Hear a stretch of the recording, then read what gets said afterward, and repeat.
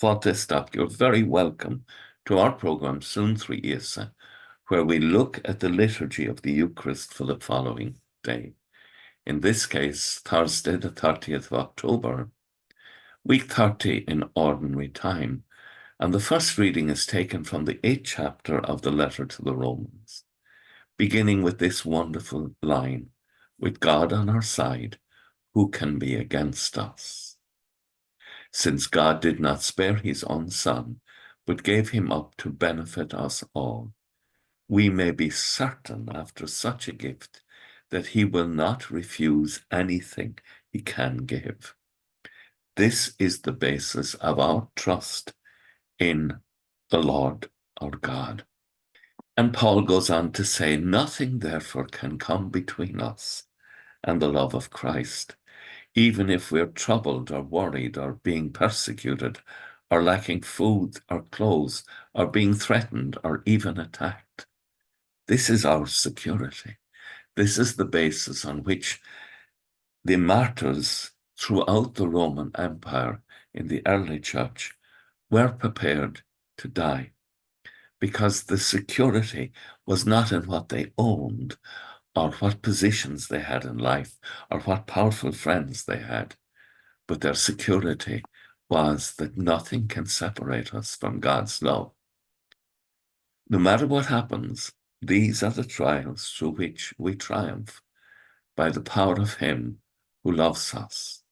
"For I am certain of this," Paul writes, "neither death nor life, no angel, no prince, nothing that exists, nothing still to come, nor any power, nor height, or depth, nor any created thing can come between us and the love of God, made visible in Christ Jesus our Lord."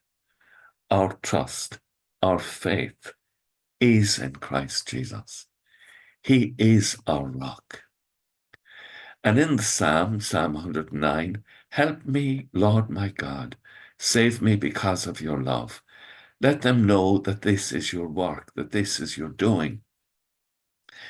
And those who died in the arena knew that they were going to eternal life and that they were saved. And the observers were deeply touched in the end by what they observed. The bravery of these Christians was extraordinary, and their love for one another became something to be observed.